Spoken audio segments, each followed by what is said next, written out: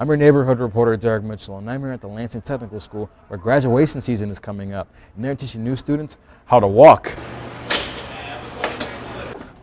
out into the real world where their skills that they learn at Lansing Technical will translate to a real job. I'm your neighborhood reporter, Derrick Mitchell, and I'm here at the Little Carrie's Food Drive where they're showing you a new way to support our neighbors. Could more local businesses be coming to downtown Lansing? I'm your neighborhood reporter, Derrick Mitchell, and I'm here taking a walk in downtown where the Gillespie Group is looking to revitalize locations and businesses in the area, and here's what I learned. I'm your neighborhood reporter, Derrick Mitchell, and Michigan State Democrats say 2.6 million Michiganders may be impacted by the potential Medicaid cuts. A joint hearing was held this Tuesday discussing a new report to those cuts. Here's what I learned.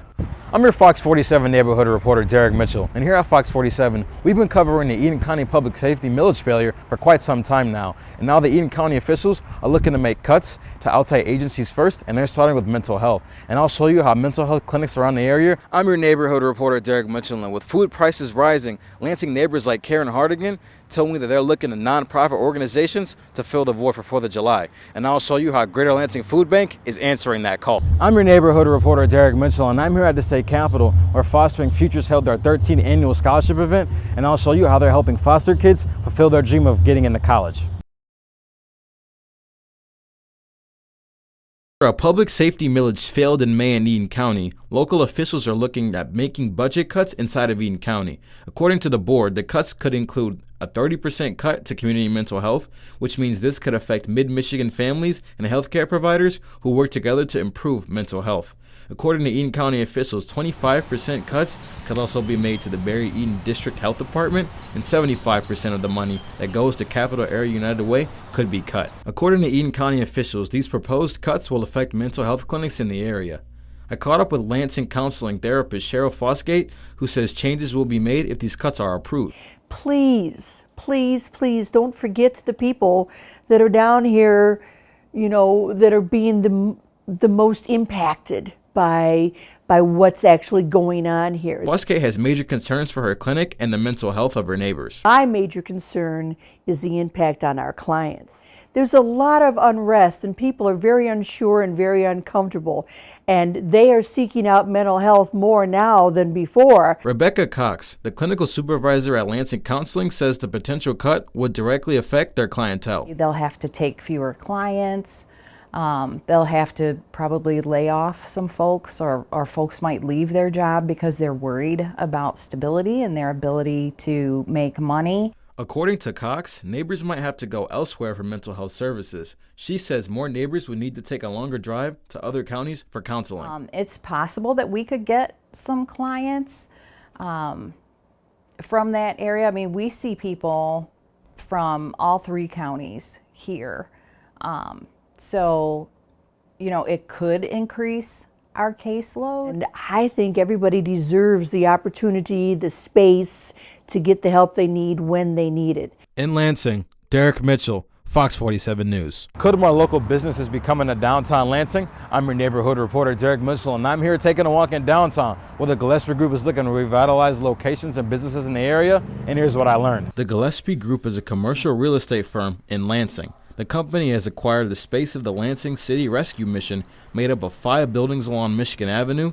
Gillespie plans to use the building to create 16 housing units and 6 retail shops. President and CEO of the Gillespie Group, Pat Gillespie, tells me how this move will impact the community. We'd like to convert it to about 16 housing units and 6 retail operations along Michigan Avenue. So we're looking forward to, bringing those buildings back to life. They're already alive, but changing the use quite a bit and making them more pedestrian friendly, outdoor dining on Michigan Avenue, on the sidewalk there. The company is waiting on the approval from the Lansing City Council, and if that comes through, the Gillespie Group will start construction in October and finish the project by October of next year. In Lansing, I'm Derrick Mitchell, Fox 47 News. I'm your neighborhood reporter, Derrick Mitchell, and you might remember just last fall, the Lansing Board of Water and Light increased utility rates for our neighbors. And there might be another way for neighbors to speak to the BWO representatives, and I'll show you how. Bills is kind of high, everything piling up, and the Board of Water and Light is just a little extra more to pay. This is Chris Donaway, a Lansing neighbor whose BWL bill came as a surprise. We're going around for $260 a month, yeah. But a change could be on the way. Recently, Lansing's Charter Commission put out their proposed revised charter, which included BWL holding 2 meetings with the public before rate changes and for BWL's GM to meet with the public at least 4 times a year. I got a chance to speak with BWL, and they sent me this statement. If the proposed amendments are approved by the Lansing voters in November, the Lansing Board of Water and Light is prepared to meet all charter expectations. Lansing voters will be able to decide in November whether to approve these changes, which are a part of an update to the city's charter overall.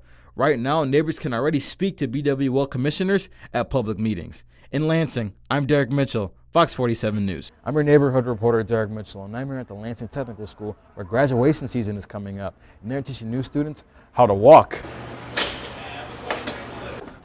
out into the real world where their skills that they learn at Lansing Technical will translate to a real job. Lansing Technical High School has been around for 2 years, and the mission behind it is to teach students a trade while learning core subjects to better prepare them for the workforce. Started out as an idea, but last year we had 9th grade. This year we'll have 10th grade. Next year we're going to expand and have 11th grade. So students will just be here all day long, but they'll be able to take their career tech programs in culinary arts, computer science, construction, and health sciences. Lansing Tech is a chance for students to grow in a trade. But Lansing Tech High School principal Mark Poliano wants his students to have a skill set when they leave. The game plan is really to start building more of their employability skills and a portfolio for these students, because we want them to have a portfolio that's ready to present to employers. Having students be able to graduate high school with skills in the trades is important at Lansing Tech.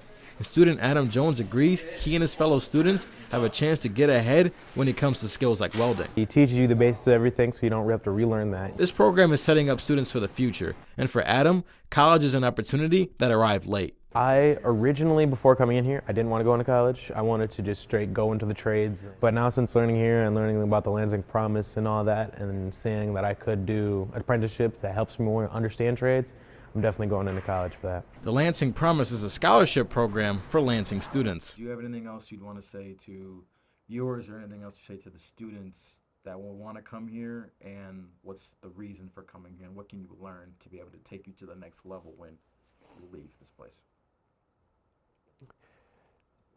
Well, for the students out there, really we hear this a lot, especially from their parents, is we want an environment where there's hands-on learning, and that's what we are. In Lansing, I'm Derrick Mitchell, Fox 47 News.